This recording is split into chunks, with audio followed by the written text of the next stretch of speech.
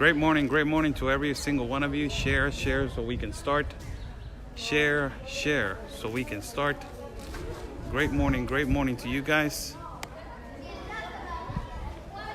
We're going to have a particular subject about this particular religion that is arriving in our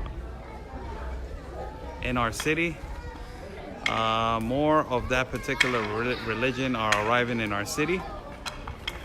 We have. I just talked to the pastor. They don't want to show their face, and they don't want to talk to no mainstream media, no social media, no nothing. And we have a situation. Here comes the pastor. We're going to talk to him, and we're going to tell you guys. Hi, I'm Oscar Blue for Border Network News. Let me see if the pastor can come all the way down here so we can talk to him. Pastor, acá abajo si gusta. And he can basically tell you guys what's going on.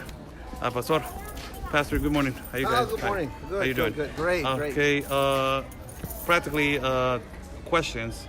And I don't really, I'm trying to be really careful to elaborate this question. So I don't want you to be in the sun, Pastor. So I'm trying to be really, careful with these questions because of the conditions that they, for these questions to be elaborated. 3 women arrived from, can you explain? Because I don't want to put words in my mouth. That, the responsibility is too big. Yes. Well, it's like a little delicate situation.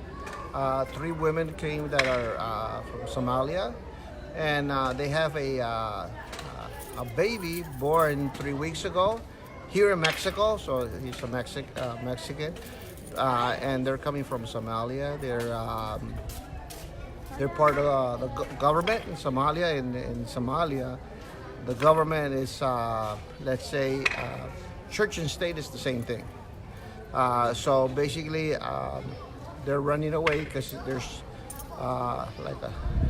it's like a war that's going there, and they've been threatened, and also their families. So the situation is very delicate. They don't want their pictures or something to come out anywhere, because if it comes out and everything, they're gonna go after their entire family if they see their faces.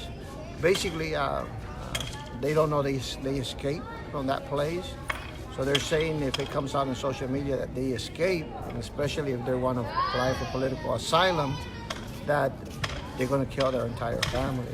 So they're very fearful and everything. We're having a communication problem a little bit. We just could communicate like through Google Translate. One of them knows very, very little English. The other one, some things understand, sometimes some other things don't. It's very hard to understand their English also. And we've been in contact, communication with someone in the United States. And we're trying to see how we could help them. They're like desperate. They don't want to wait the entire 4 months here. And they were telling me if there's a way that they could, it's a little bit faster. Actually, the way that's faster, here in Baja California, which is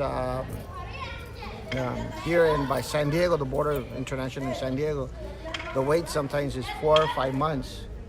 But if you go down towards like Texas, different the border lines and everything, there's much faster. Maybe it'll take about 3 weeks, maybe a month for the numbers and everything, because there's more people that are here.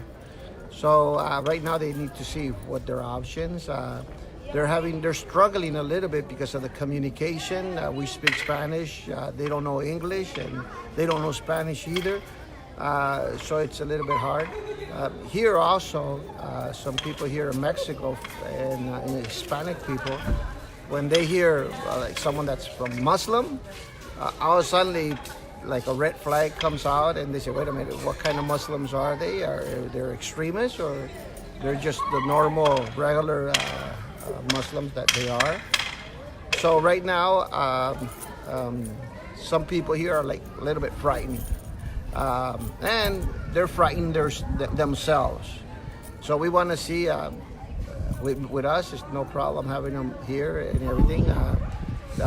They really are seeking and looking They wanted a private room, if we have a private room for them.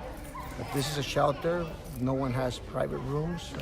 So you know, we would love to. You can't provide. We would love to, but we can't because we have so many people. So they were saying if there's a possibility that we could find around here like an apartment for them and everything, that they're willing to pay for a small apartment.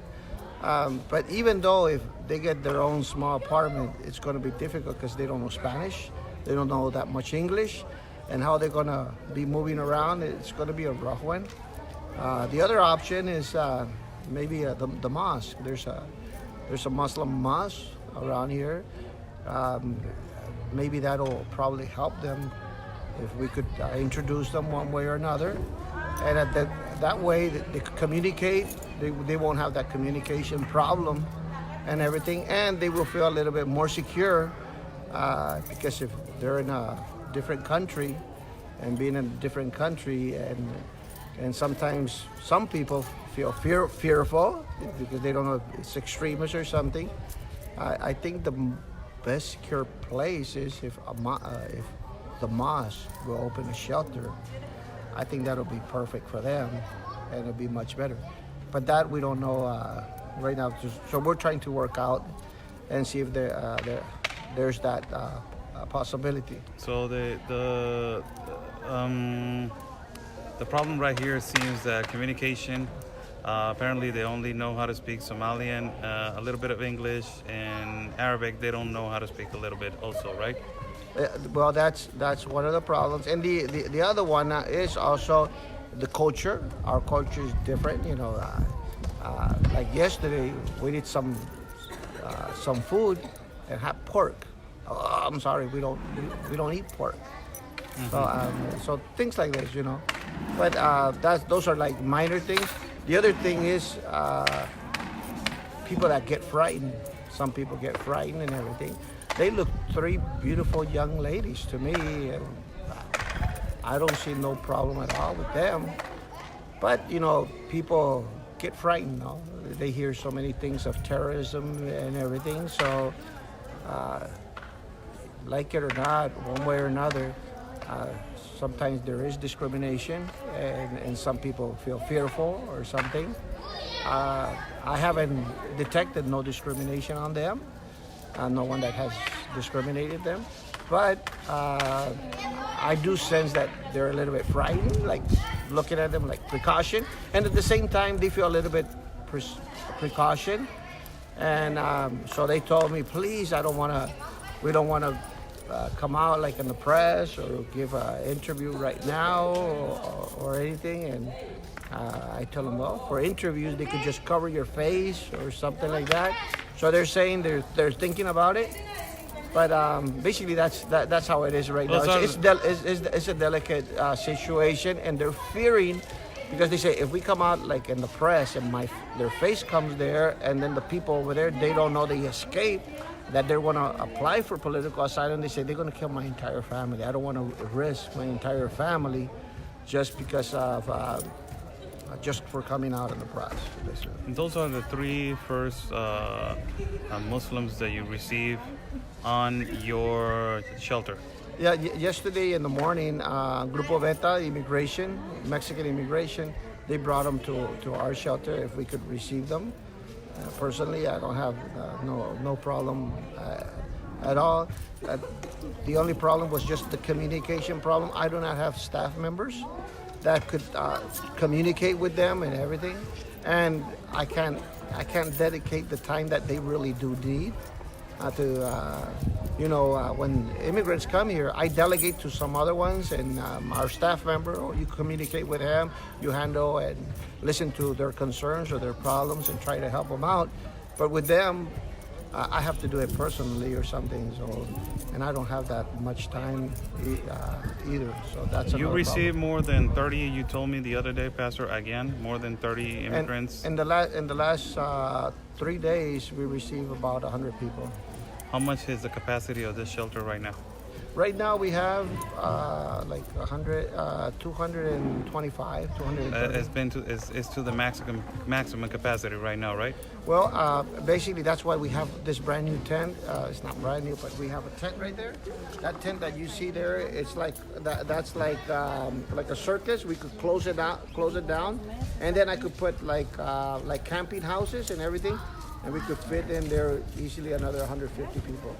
Okay, so thank you so much, Pastor. Sure. Okay. Let me see if I can find somebody that just got deported from the United States and talk to him. Well, I'll return back. Yeah, I have about 75, 80 people that they will, they're going to go back to their country, that they're getting their paperwork and everything, and some family members are sending them money. But this Sunday, I think about 30 already have their bus fare so that they could go back to Guatemala and El Salvador. Also, down over there by Chihuahua, by Juarez, I went yesterday to the Guatemalan consulate. He showed me the list.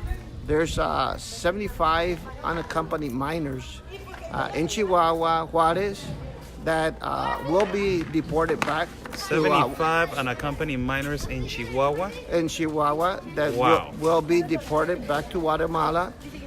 Starting this Monday, they're going to start sending like 10, 15 and everything, but everything's approved, signed by the consulate of Guatemala. Can I ask you a question real quick, Pastor, before Yes. you go? Have you seen a case of an unaccompanied minor that it has, been detained and then sent back and then again been detained? Well, yeah. Yeah, we had because they use them. So a lot of unaccompanied minors, they know what they're doing. They're going back and they're using the loophole to cross to the States. So that's my problem. That's my question. Like, if they're using them to cross to the States and then they get deported and then they go back and they use another name to come back. Well, some of the minors want to be used because they like to travel. They like to go one way or another. So some minors they want that. And some others because the recommendation of their parents and things like that. Wow. Things like that. That is unbelievable. So if before you go, Pastor, can I get somebody to talk to? Sure. Real quick? I'll let them know. Okay. I'll bring them. I'll be right here. Perfect. I'll be right here. Wait. Thank you, Pastor. There you have it, people. There you have it. There's other social media right here. There's other people right here from this shelter. And as we are right now walking and taking some pictures, this is Frontera right here, another newspaper that they are apparently right here. So we got on this shelter, we got on this shelter 3 people from Somalia. 3 people from Somalia, 3 women from Somalia. They're Muslim. They don't want to talk to nobody. They don't want to show their face. Apparently, the problem is, apparently the problem is that they are running away from a political problem, a political issue. We don't know. I tried to go into the room. I went inside the room. I saw them right there. Immediately they told me that they covered their face. They didn't want to talk to me. They say, if it's on an interview, no, we're not going to give no interviews. 3 of them, they're young. One of them has just had a baby. 3 weeks is the baby. The baby's 3 weeks and it was born right here in Mexico. So you get the idea, it gets you going with some other ideas that, the baby's born over here. So it's just a recently born baby. And the other 2, they are relatively young. They're in their mid-20s. What can I tell you? It's I couldn't do the interview. They did not let me. Apparently, you can get into real legal problems over here.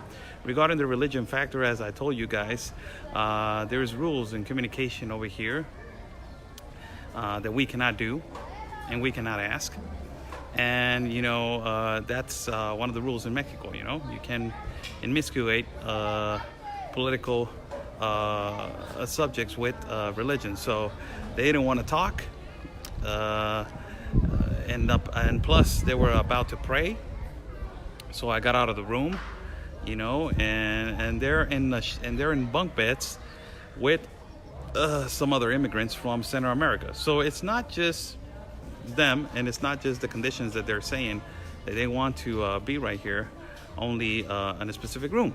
You know, there's a mosque that I went, you know, to, that is the one that is in Playas.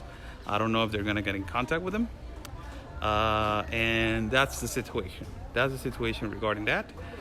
It's been happening, people. It's not a new thing. For people, they're getting scared.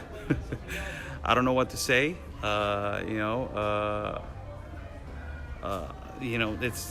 We have been having people from Sudan, from Iraq, from Syria, from Palestine, from Pakistan, from Sri Lanka, and now, well, we get people from Cameroon and Somalia. So, you know, it's an unstoppable force that we have been telling you guys. The influx of migrants is going to grow, unfortunately. And, you know, as long as we are in this demonic, pact that is the United Nations pact, we can't be doing anything. You know, the only thing that we can do is expose, as we are doing right now, say the truth about what's going on. Try to let everybody know that, you know, what is the situation regarding right here in terms of how many migrants. The pastor had 115 3 weeks ago. 115 migrants. Now he has, as you heard, 225. The number is growing, and it's real big. It's not into its maximum capacity. I want to show you something about the Green Valley Church also that they're building. They're almost done. Green Valley Church is it's a church from California that I did a coverage a couple of days ago. That there's people from America. They're coming right now, and they're building 2 bathrooms and two restrooms. Right now, I will show you right now in a few moments, so you guys can know. Let me walk right now, real quick, right here. Let me walk right now, real quick.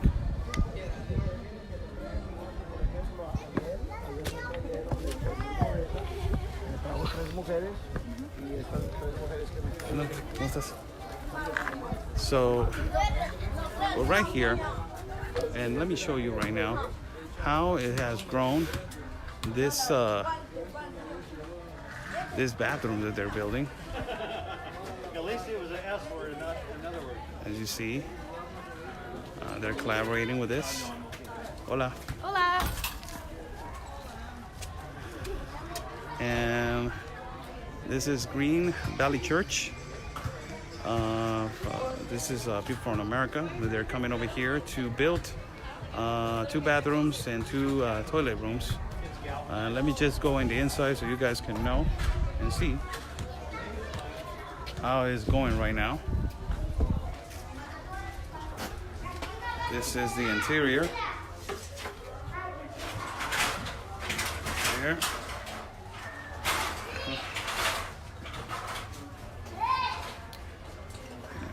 Right here, this is the other.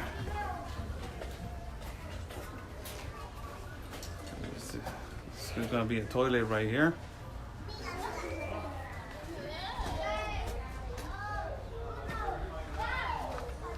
You see they're painting the outside.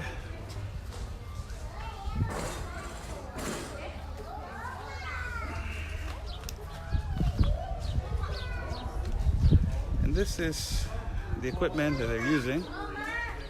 It's basically they have all types of equipment right here. As you can see, they're sitting down, they're taking a break right now. So it's growing.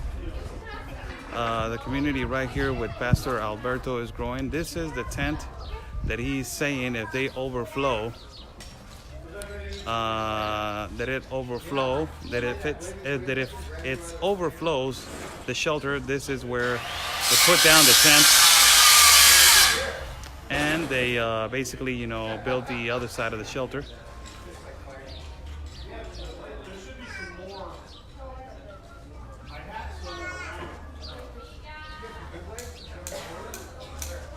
So we have a, what can I tell you guys? We have a situation.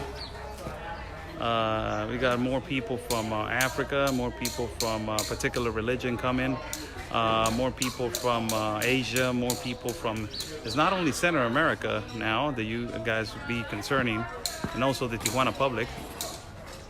And I will translate right now in Spanish for everybody to know. Just hold on a second. I will do a 3-minute to 5-minute translation. Señores, muy buenas tardes. Soy Oscar Blue para el programa de Border Network News. Estamos el día de hoy aquí en vivo desde el albergue Agape con el pastor Alberto, donde le han llegado por medio del grupo Beta 3 mujeres de origen de Somalia, de la religión en particular musulmanas. Las 3 mujeres pues no quieren salir en cámara, no quieren ser mostradas, no quieren dar entrevistas, pero una cosa sí les digo, vienen huyendo de problemas políticos en Somalia, tienen problemas de comunicación y tienen problemas también con alimentación y shock de cultura, ¿no? No les gusta comer puerco, como ustedes conocen esa religión, no come puerco, y definitivamente pues es una de las cosas que están ahorita trabajando para poderles dar para triangular la comunicación con una mezquita que se encuentra en playas de Tijuana o otras que se encuentran en Rosarito.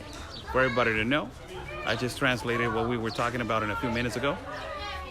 So, you know, this is quite amazing right here, as we are looking right here how they're building this right here. Let me see if I can find an immigrant that it was recently deported from the United States, so we can talk and we can have a conversation.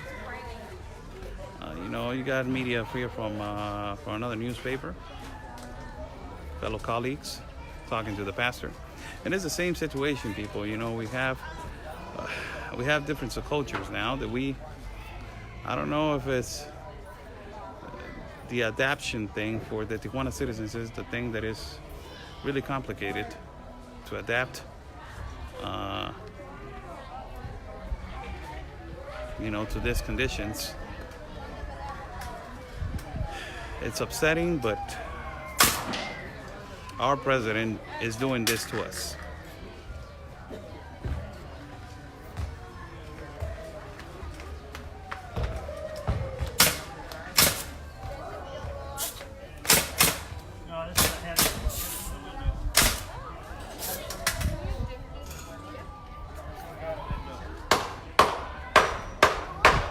Let us see if we can get the pastor for a few seconds after he finishes to get an immigrant, to talk to an immigrant, to ask him, apparently, one that got just recently deported, I want to ask him. And I just want to get an interview with him to see if I can ask him.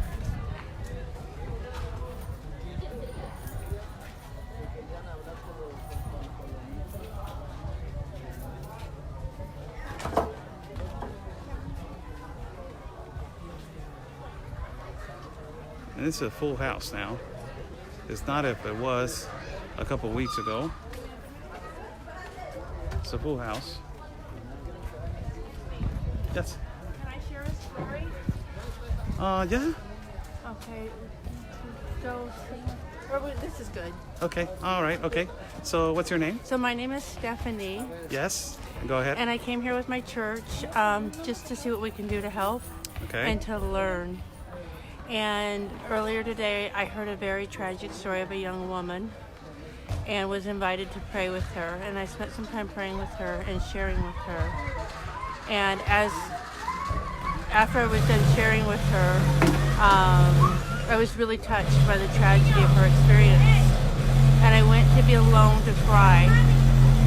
And a 7-year-old girl, I don't know what country she's from, named Rainey, saw me crying. And she came up and she hugged me and she loved on me. And she came back later to make sure I was okay and just stayed with me, hugging me and loving on me.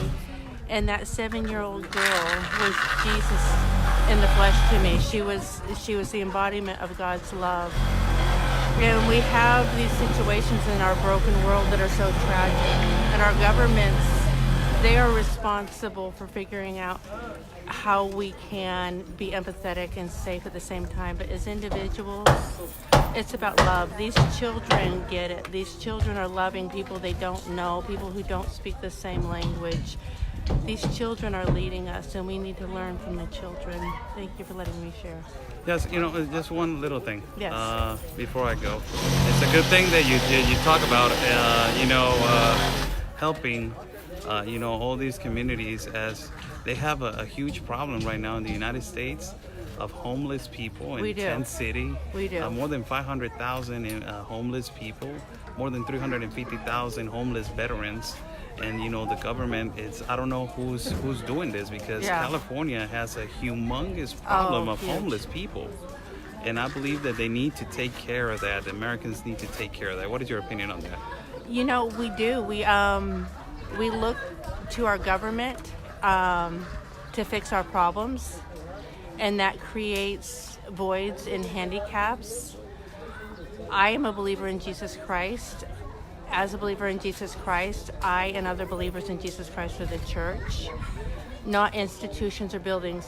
It's the church's responsibility to love and to take care of others, to take care of the widows, the orphans, the oppressed. And in America, we're very comfortable, and we let the government do our job. It's not the job of governments to take care of people. It's the job of us to love each other and to take care of each other. And we create very big governments by not loving the way we need to love. And my understanding is the first ever worldwide public welfare started with the first century church, when the Roman government saw the attention the Christians were getting, and that wasn't good because Caesar was supposed to be God. And so the Roman government started paying people to do the things that the Christians were doing and couldn't duplicate it. In history, churches have built schools, hospitals, orphanages. In Mexico still, from my understanding because we are staying at an orphanage, is the state will place the children, but they don't fund the orphanages. It's up to people and individuals to love these children and to take care of them and provide for them. And the answer to me is to not look to government, but we as individuals need to get out of our comfort zones, need to give that extra Starbucks coffee, like who needs it? Need to give that extra manicure or pedicure, need to give that second car through organizations that we know are being good caretakers of that money. Thank you so much. Thank you. Thank you so much for letting me share. for a couple of minutes. And we're going to talk right here. Ven. Thank you. Si quieres, pásale para acá. Vámonos a la sombrita para que no te pegue el sol. Aquí si quieres. ¿Cuál es tu nombre? Tengo que traducir en el inglés, pero hablamos y hablamos, ¿ok? ¿Cuál es tu nombre? Scarlett Isamar Ortiz Bonilla. Un poquito alto. Scarlett Isamar Ortiz Bonilla, ¿De dónde vienes? Honduras. Her name is Scarlett and she's coming from Honduras. ¿Cuándo llegaste aquí o te deportaron ya? You just got here or you just got recently deported? Nosotros llegamos aquí apenas el miércoles. They just got here on Wednesday. ¿Qué edad tienes? Tengo 15 años de edad. She is 15 years old. She's a minor. Okay. ¿Y cuáles son tus esperanzas de llegar a los Estados Unidos? Your hopes is to go to the United States? La verdad ya no queremos seguir luchando con ese sueño porque aparte de que hemos sufrido mucho en el camino, en migración nos trataron terrible y no queremos volver a pasar por lo mismo que pasamos ni por algo peor. Okay, practically what she's saying is that they don't want to chase anymore the American dream, that is too difficult, that is too hard, that immigration services have been treating them horrible, and they want to return back home.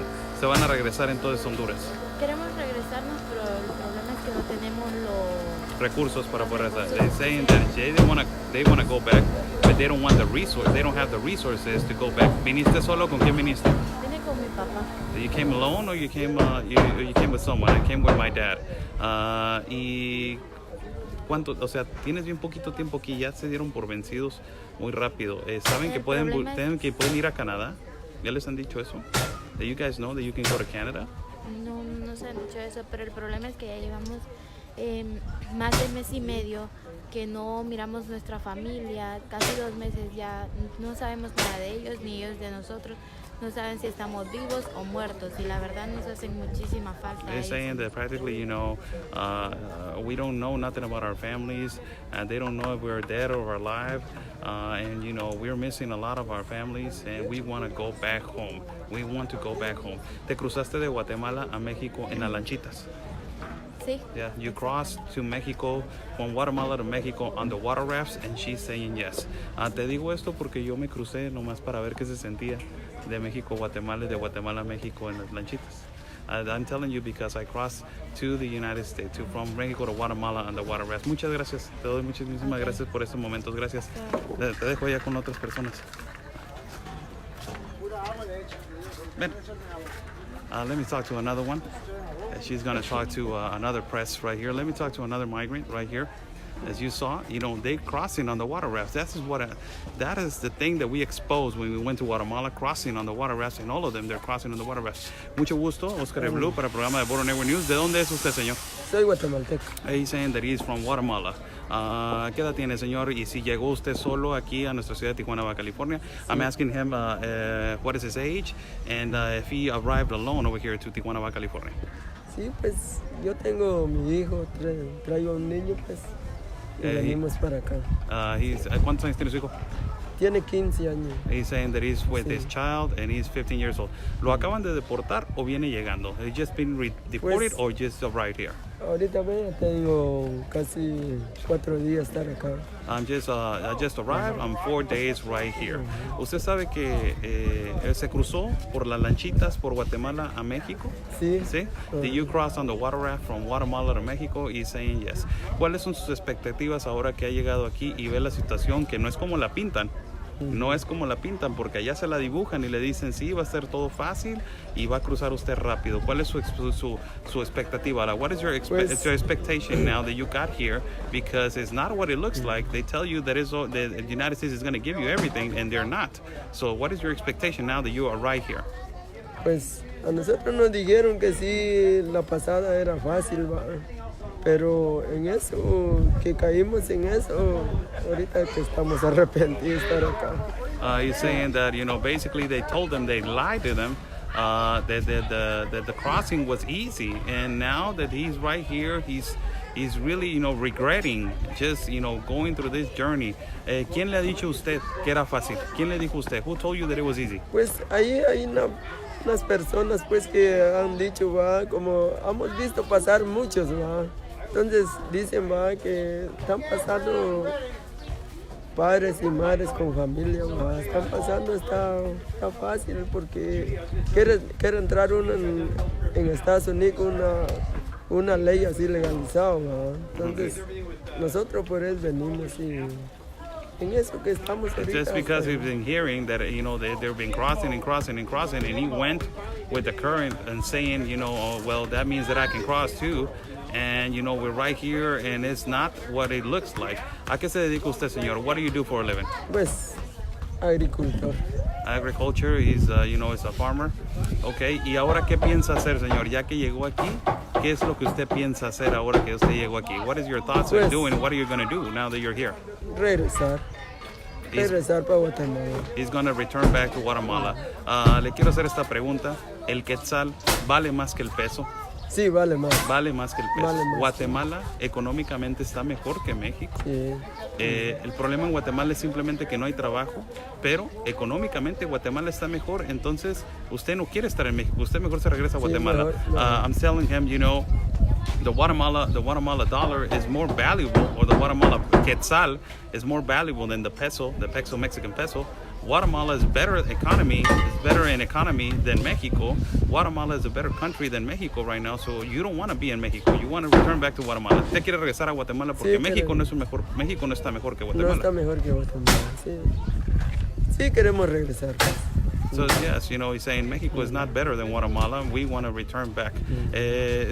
¿Cuánto tiempo más se piensa quedar aquí y cómo se piensa regresar? How much time you want to spend here, and how are you going to get the resources to go back?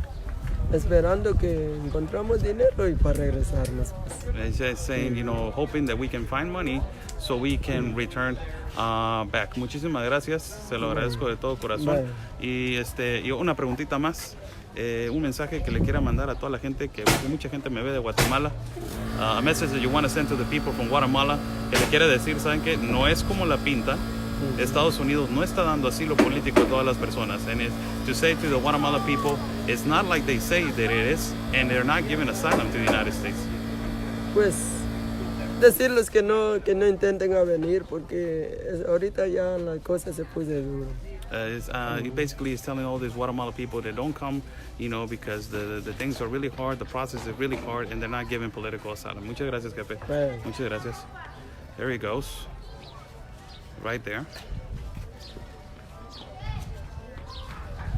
This is the problem, people. This is the problem. They're lying to them. And, let me see if I can get another one right here. Ven un minuto. Let me see if I can get another one right here. And I don't know if he's from Mexico, or if he's from Guatemala, Honduras, or from whatever, but the most important thing is that we talk to migrants. ¿Qué tal? ¿Cómo estás? Vente para acá, para la sombrita.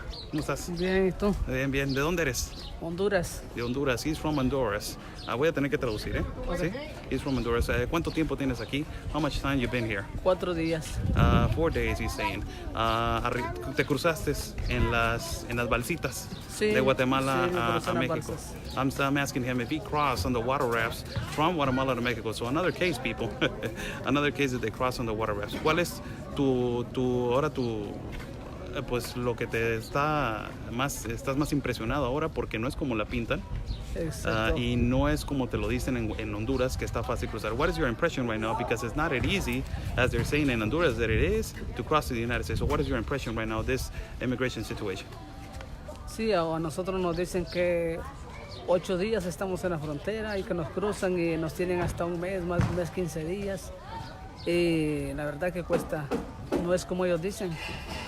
Y nos dijeron que nomás entrábamos al otro lado y ya estaba todo listo, pero salió la cosa al revés como siempre. Wow. Basically he's saying that, they were telling them over there in Honduras that it's just 7 days they will get to the border, and then they will cross them immediately. They are going to hold them in the holding facility for a month and 2 weeks. And after that, holding a facility in a month and 2 weeks, they were going to be released. ¿Quién les dijo eso? Eso es una mentira. Los están lastimando. Les están mintiendo. Who told you that? Who's lying to you? Sí, como a veces se vienen a veces amigos y ellos pasan. Entonces nosotros cuando vemos que los amigos pasan, nosotros nos dan ganas de venirnos porque el país está muy duro. Hay mucha delincuencia en Honduras. Hay muchas... tomas de carretera, no nos dejan trabajar porque tenemos el trabajo, lo hemos perdido por el asunto de las huelgas.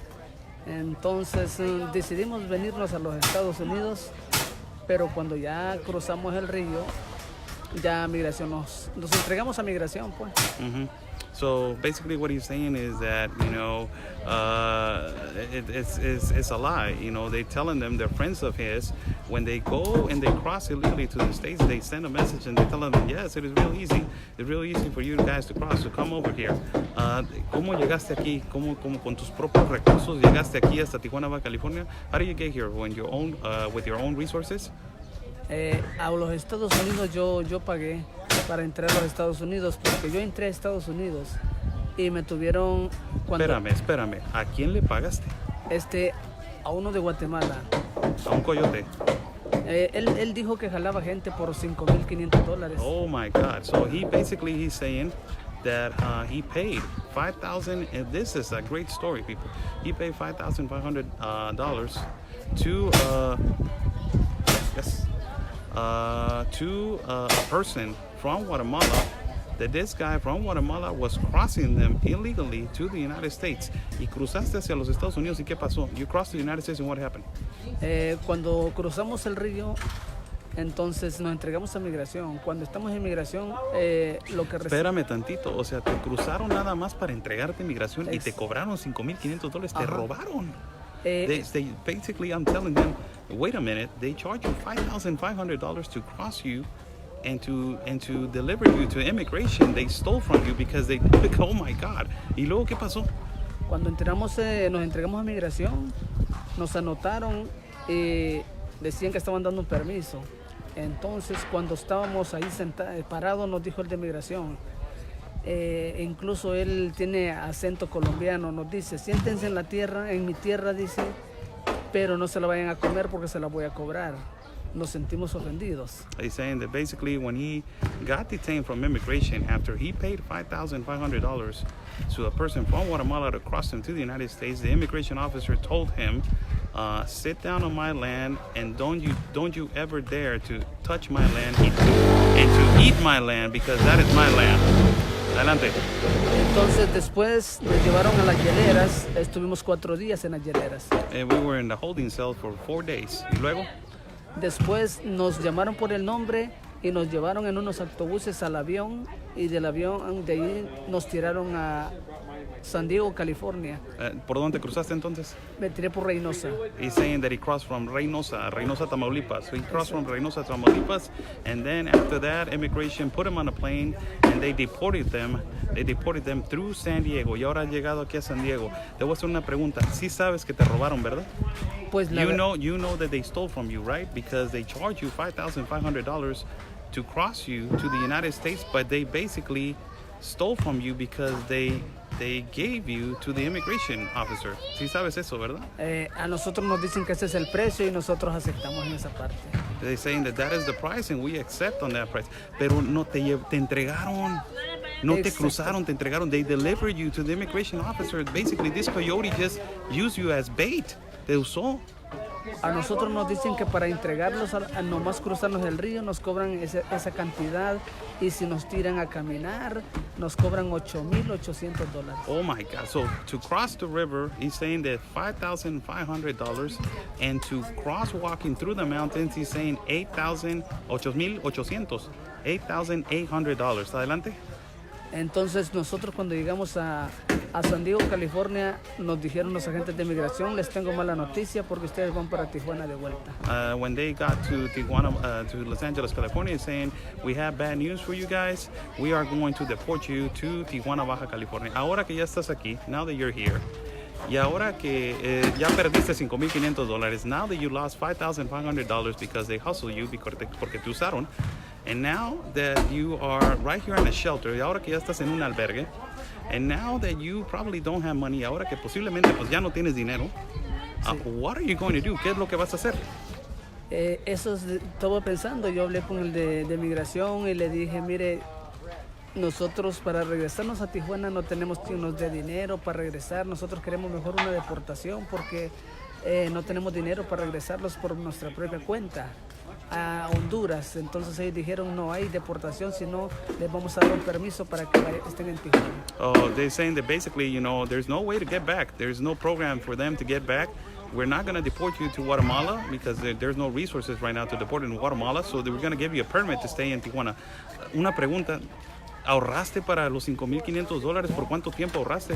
One question, did you save money for the $5,500 to pay? El dinero lo saqué alquilado. No tenía dinero y me dijeron... ¿De un banco? No, personas que rentan dinero. Oh, saying that he basically asked for people that rent money. He asked for a loan for people, and basically, he got that money from people that they rent money.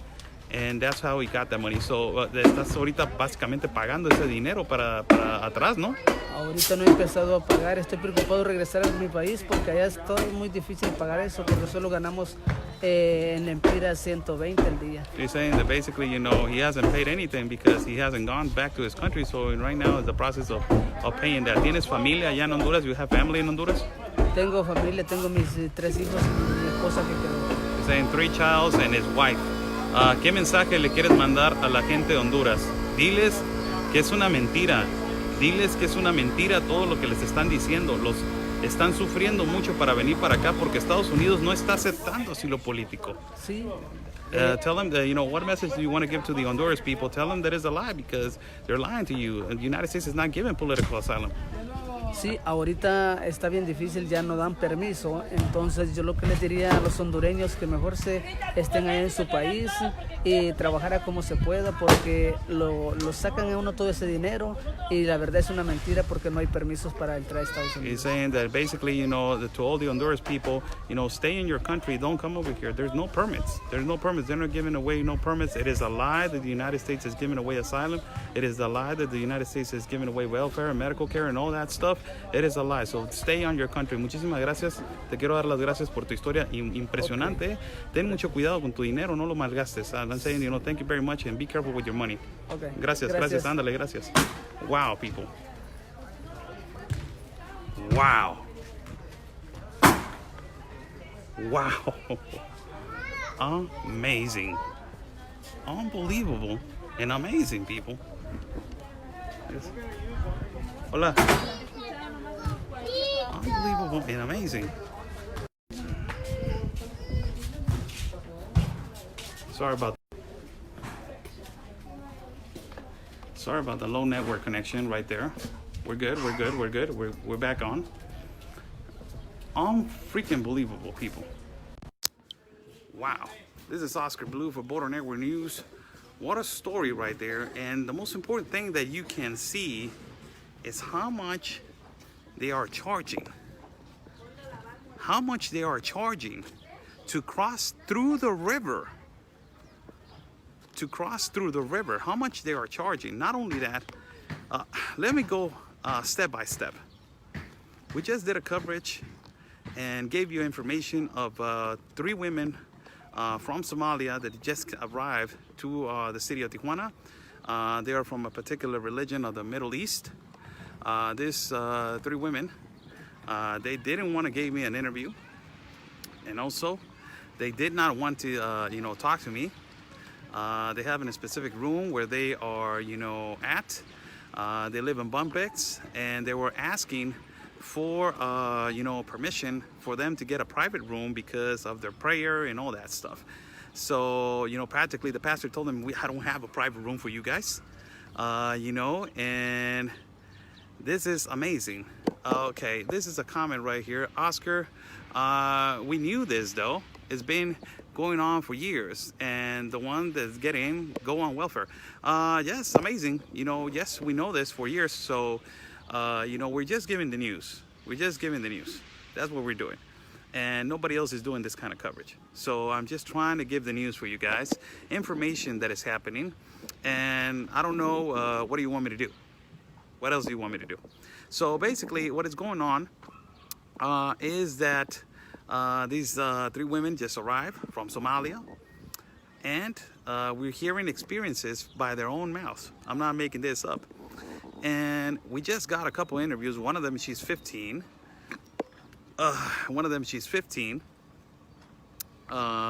She's from, I believe that she's from Honduras. And another one, he was from Guatemala. And another one from Honduras. And the most shocking one, that the 3 of them are going back. The 3 of them are going back to their native country. The most shocking one is the last one, that he's saying basically the prices that he paid to cross to the United States. He's basically saying the prices now, how the market is right now. This is an answer to that question or to that comment that they're saying we already knew this. This is the market changes continuously. If you didn't know. Okay, the market changes continuously, and it's really important for everybody to know in America how much they're charging, and in Mexico also, how much they're charging right now to cross this influx of migrants. This phenomenon of migrants, it has never happened in history. That's why we're doing this reporting, for that answer for your comment. And they're charging through the river $5,500 right now. And if you don't cross through the river, and if you want to cross walking, that is apparently, a less dangerous area zone. Why? Because they're charging more. That means that it has more security that you are going to be in the United States. They're charging $8,800. So let me get the story straight. We had 3 women that just arrived from Somalia. Apparently, there are political refugees or political refugees. They run away from fear. They have a big war over there going on in Somalia. And they're right here. They don't want to talk to nobody. And they want to be, taken care of by their own people and their own religion. Which I don't find a problem with that. Okay, I'm not the government. I'm not the one that takes the decisions of who takes care of and who's not. I'm just an independent reporter.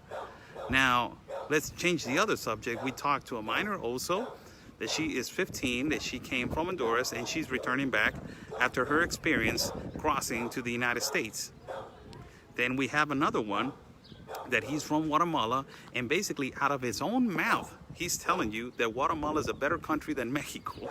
And that is the thing that we expose over there. Border Network News, we expose the truth and the reality of Guatemala and Mexico.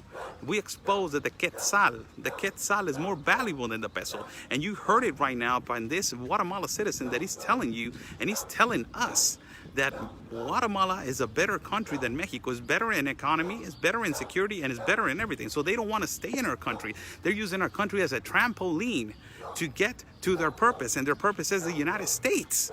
So our country is a trash can, and it's a private hotel for the rest of the world. It is amazing how these people, they're fleeing away, but they're basically, you see the discrimination of our country.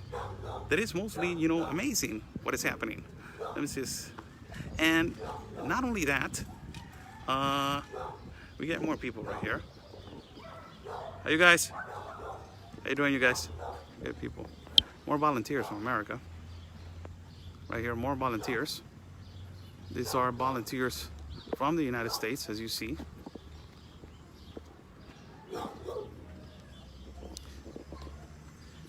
You guys volunteering? Can somebody give me just 1 minute just to address, real quick? No, just what you guys are doing over here. What's the purpose? How you guys are helping to the shelter Agape and all that stuff. How you doing? I'm Oscar Blue for Border Network News. How you doing? Nice to meet you. So, can you present yourself a little bit to the American public? Yeah, so we're just dropping some stuff off there today to help out. We were working down in the canyon with a different organization, but we've been working with this church for a couple of years now, so we were just stopping by. Oh, from Green Valley Church? Yeah. Okay. Just stopping by to say hello and kind of just check up on them. So, oh, okay. All right. Okay. So thank you. Nothing much, probably. No. I'm just, because different organizations come over here and they help. So, just I'm a Tijuana citizen. I'm just asking, what which organization you guys from and all that stuff. We're from the States coming down. We're just a church youth group or whatever, and we've been coming down to Baja for a while. So. Okay. All right. We've had a relationship with the pastor and stuff like that, so that's why. Okay, man. Okay. Thank you. All right. Thank you. So you see it right there.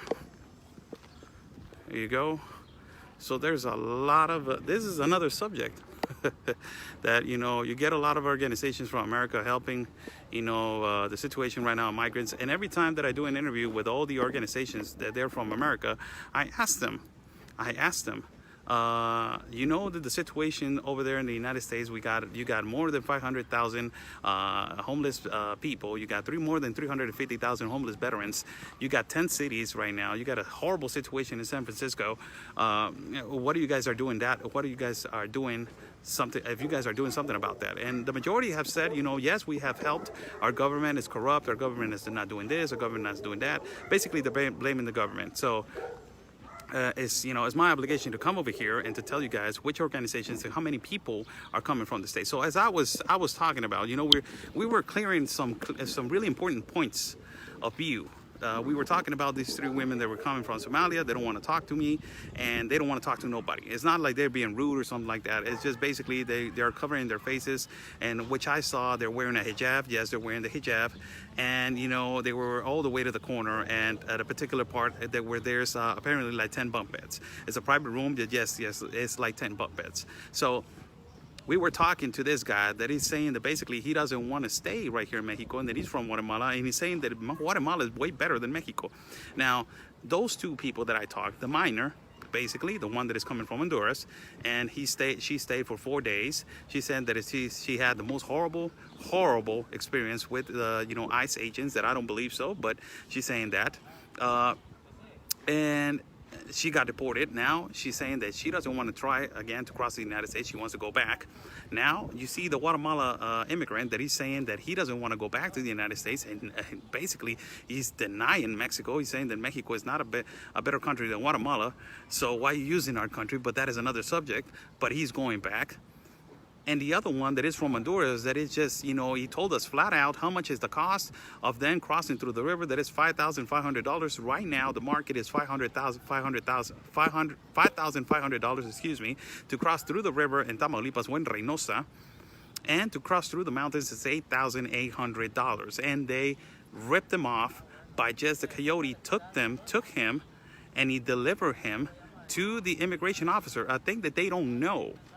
They don't know because, well, they don't know that they can basically walk in and ask for the asylum and it's going to get denied, but without paying money.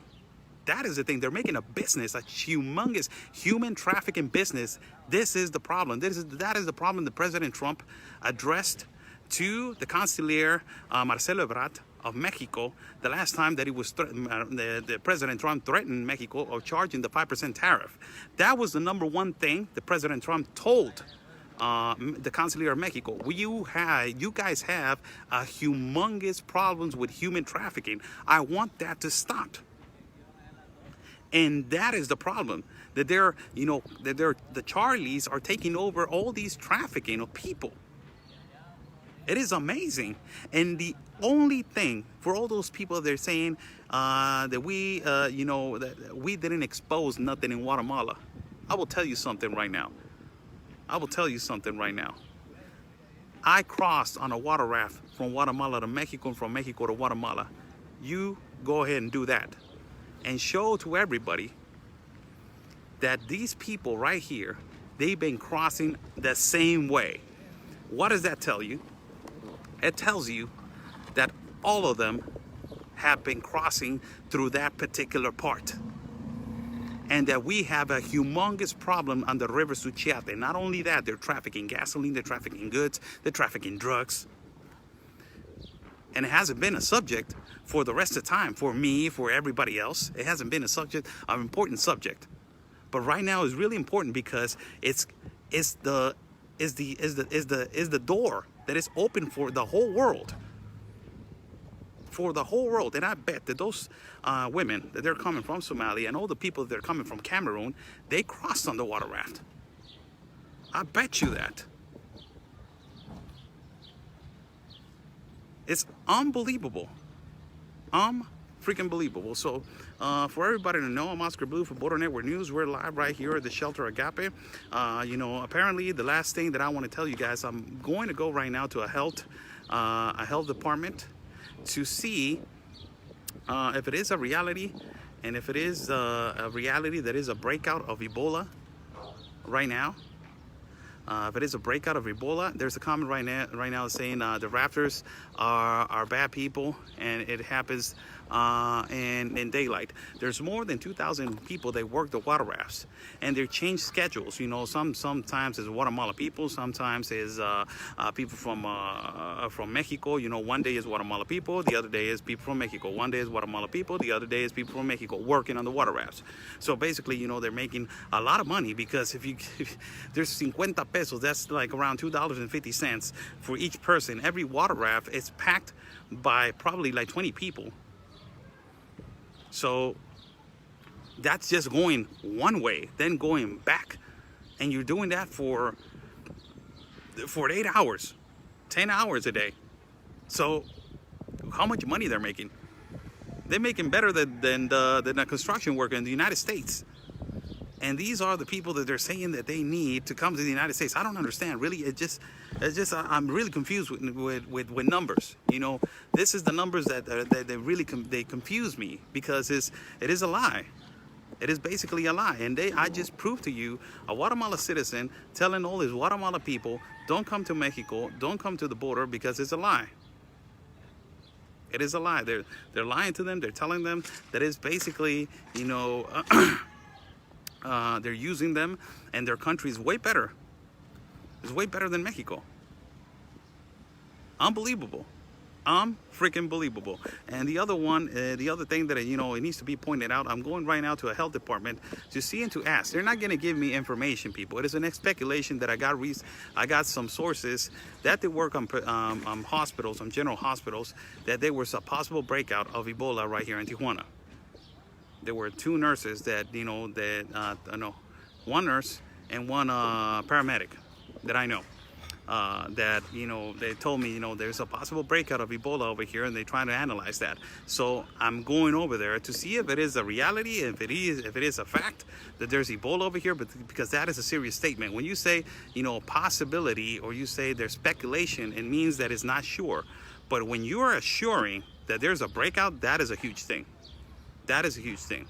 So let us go over there and investigate and assure ourselves to give you guys the actual facts about what is really happening. Wow, amazing. It was a great coverage today. I felt that final thoughts, like I always say, final thoughts. For me, final thoughts. This is my final thought. It's getting worse by the minute. As we were talking to a politician yesterday, and he was telling us, a really young politician, he was telling us the problem is the federal funds. They're being centralized in the capital. In the capital, that is, where all the funds are. That is Mexico City. That is all the way to the south and central Mexico. And they're centralizing the federal funds. So that means that we cannot get funds for security, for programs, for return back home, and all that stuff. So it's basically really it's amazing. It is really amazing how it is, we don't get funds to maintain this crisis. So what does that tell you? They're trying to provoke a crisis so they can get more funds, and they can release the funds that they already been saved, and they can steal more money. Amazing. It's just unbelievable. And my thought is that it's getting worse by the minute. Now we're getting people from across the world. We were just seeing people from Central America, South America, and that's it. But now we're seeing Cameroon and all these people from all across the world, and we're doing interviews every day for people from all parts of Africa, Asia, and now from particular religions. And our city is becoming everybody's world city. And citizens supposed to be first, and we are now, we're not second-class citizens, but we are equal-class citizens. That is unbelievable. That is extremely unbelievable that a Tijuana citizen is beginning to levelize as the same rights as everybody else. It is ridiculous. It really is. I want to say thank you to everybody. I'm going to translate right now in Spanish. I will do a translation in Spanish for everybody. And I will do right now a segment in the car for the people in Spanish. And I will, talk to the people in Spanish. You know what? I'm going to do it right now. Now that we're on, I will do it right now in Spanish for everybody to know. Hola, ¿qué tal? Muy buenas tardes. Soy Oscar el Blue para el programa de Border Network News. Saludos a todos, señores. Tenemos una crisis enorme, como lo acaban de ver.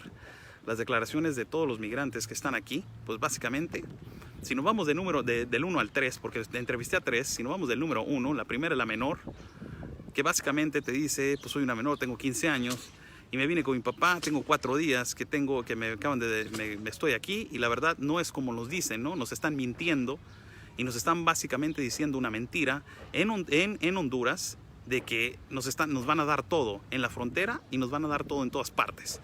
Entonces llegan aquí con la idea de que todo está fácil, que todo está rápido, que el gobierno de los Estados Unidos les va a abrir las puertas, les va a decir, sí, están huyendo, vénganse. Y es una total mentira, señores, es una total mentira. No solamente eso, le hicimos una entrevista a otro señor de Guatemala. Esto sí, lo que sí me duele, que yo le digo, oiga, pues básicamente usted viene desde Guatemala. Guatemala es un país muy bueno, está mejor económicamente, el quetzal vale más que el peso. Entonces, ¿qué demonios está haciendo aquí, no? O sea, si su país es mejor, ¿qué está haciendo en México? No, es que mi propósito era Estados Unidos. Entonces se va a quedar en México. No, hombre, yo no me voy a quedar en México, me voy a ir a mi país, a Guatemala. Entonces eso te llama a decir mucho que nuestro país de México lo están utilizando como un trampolín, y discúlpenme la palabra, pero es el hotel del mundo ya. Es el hotel del mundo para todos, y ese señor se va a regresar a Guatemala. Y el último, señores, el último es un señor de Honduras que pagó $5,500 para poder cruzar hacia los Estados Unidos por el río. Dijo que por Reynosa cruzó. Increíble cómo le cobraron $5,500 por el Coyote. Le mintió porque nomás lo cruzó y lo entregó a inmigración, cosa que puede hacer él sin que le cobren. Ese es el problema número uno, que el presidente de los Estados Unidos por eso le quiso poner el 5% de las tarifas, porque hay un tráfico humanos increíble, señores, en nuestro país en este momento. Hay muchas cédulas de tráfico de humanos ahorita en este momento, y están, fíjense nada más, un guatemalteco ya trabajando, robándole a su propia gente, diciéndole que $5,500 es lo que le va a cobrar, y básicamente lo cruzan y lo entrega a inmigración, cuando verdaderamente tendría que ser un cruce, ya estás en la ciudad, órale, ya dale, ¿no? Pero no, le cobró $5,500 para entregarle a inmigración a este hombre. Lo deportaron, se entró por Reynosa, lo deportaron por San Diego, y ahora dice, pues estoy sin un centavo, ¿ahora qué hago? ¿Y de dónde consiguió el dinero? Le digo. Y me dice, lo conseguí de préstamos. Lo conseguí de préstamos. Y ahora el problema va a ser para pagarlo, ¿no? Para pagarlo. Entonces tenemos estos casos, y también llegaron 3 mujeres, como les estaba comentando, de Somalia, de una religión que es musulmana. Están aquí. Hay varias mezquitas aquí en Tijuana, Baja California. Hay 2 en Tijuana y hay 3 en Rosarito. Parece que se van a poner de acuerdo. Ahorita el pastor ya los acaba de localizar para poderse poner en contacto y que los ayuden. No quieren mostrar su cara. Señores, Tijuana va a cambiar muchísimo. Tijuana ya no es la misma en cuestiones migratorias, y tiene que haber un control y una organización, como lo decía ayer Rodrigo Táñez, el ganador del diputado del 9º distrito, y tiene mucha razón el joven. Está diciendo, nos hace falta organización, y que los fondos federales los suelten, no se los queden, los suelten, para poder trabajar y tener un control con las autoridades, y que este tráfico de niños y tráfico de personas se detenga y no siga sucediendo. Es increíble, señores, las historias del día de hoy. Y lo más importante para todos ustedes, para que aquellos que dicen, pues va a poner los 6,000 de la Guardia Nacional, ¿y dónde los puso? Y que ahora ya están en su chat, ya están en su chat. Todos les pregunté lo mismo, y todos cruzaron por las lanchas del río Suchiate. ¿Dónde está el problema entonces? ¿Dónde está el problema? Aquellos que dicen, eso no es nuevo, ya lo he escuchado, felicidades, esto yo estoy dando la noticia. ¿Dónde está el problema? ¿Dónde está el problema? Demonios, carajo. El problema está en el río Suchiate, donde nos trafican gasolina, donde nos trafican maíz, donde nos trafican cerveza, donde nos trafican personas, donde nos trafican cantidades y cantidades y cantidades de armas, de droga, de todo. Ahí está el problema. Y no lo estamos arreglando, y se sigue empeorando más, señores. Mis pensamientos finales, pues básicamente, señores, estamos envueltos en un pacto mundial de migración que no nos salimos y no nos vamos a salir, porque ya me estoy dando la idea de que no nos vamos a salir. Y aparte, no solamente eso, que pues después de estar en el Pacto Mundial de Migración, estamos teniendo un problema ahorita migratorio, que los albergues los van a saturar para crear una crisis, y después poder pedir fondos para poder echar a andar un albergue y quedarse con una cantidad de una lanota de dinero. Lisa Price, I just did English. Hold on a second, I'm translating. Entonces, increíble la crisis que se está fabricando para poder sacar dinero. Todo esto es de dinero, señores, todo esto es de control, y todo esto es de poder. Siempre ha sido dinero, control, poder, dinero, control, poder, dinero, control, poder. Las tres para poder crear a un animal, a una bestia. Dinero, control y poder. Esas son las 3. Y se les olvida siempre el fundamento del corazón, y los principios, y las prioridades. Se les olvida todo eso. Gracias, señores, gracias a todo el público mexicano. Voy a cambiarle el inglés. Gracias por estar con nosotros. ¿Qué rollo? Let me change it to English to everybody. Basically, what I'm telling everybody, that this has always been about money, power, and control. Money, power, and control right now. That is basically the number one problem with this caravan.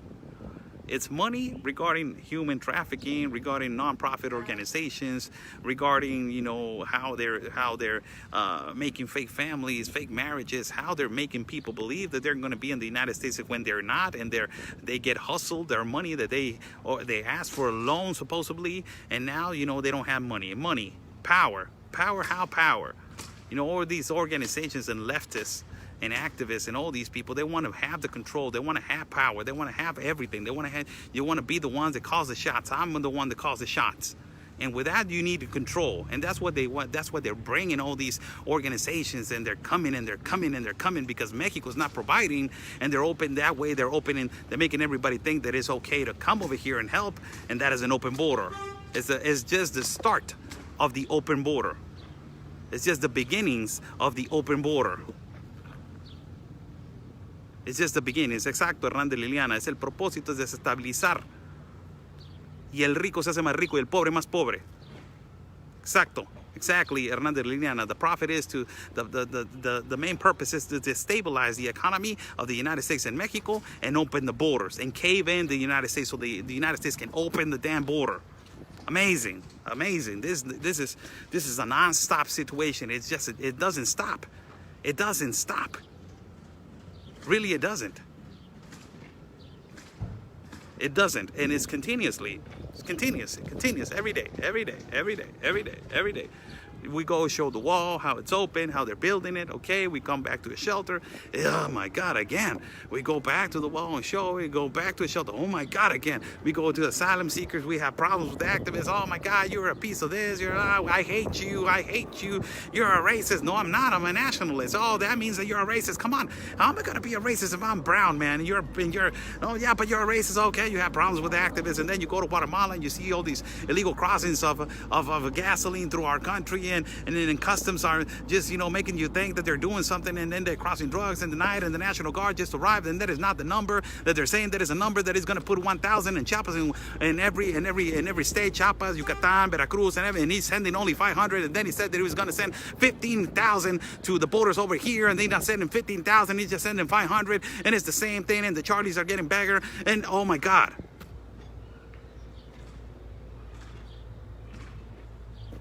It is a huge problem. It's a huge problem. And there's going to be a point that this balloon is going to get so big.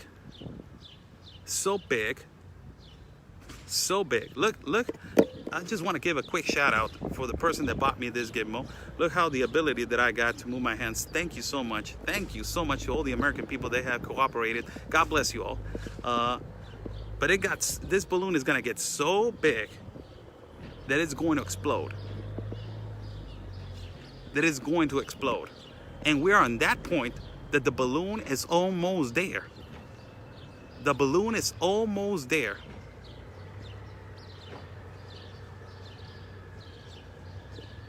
And it's Twyla Airfold. Sorry, Oscar. You can only report what you know.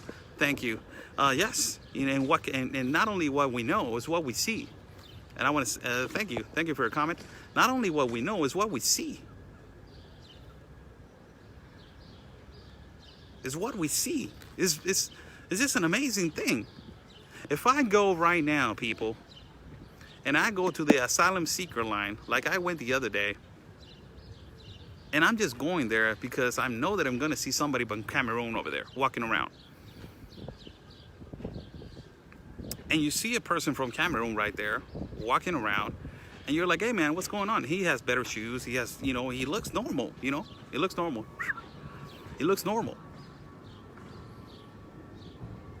And you're asking him, so what is your purpose, man? I want to go to the States. We have a really, problem with the political problem over there. They're killing, they're forcing us to kill and all that stuff.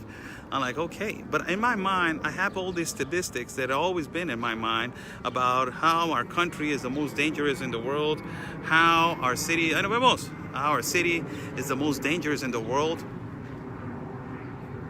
how our city of Tijuana is the most dangerous in the world, and how you don't see me asking for the asylum. How do you don't see me asking for the asylum? And there's a lot of activists that are saying, you know what, yes, there's Mexicans that they're asking for asylum. Yeah, I've seen them. But the majority right now, who are they? And who needs to have priority? And then here comes this argument. In necessities and in urgencies, and when it's violence and delinquencies, there's no order. Everybody's supposed to be equal. No, you're wrong. You're wrong about that. Because if we are my neighbors, the United States, and I've been right here, and I've been exploded with violence and delinquency and all that stuff, and I've been waiting to cross to the United States, I should be first. This is priorities, man. It's priorities. My country's suffering too. It's unbelievable, people.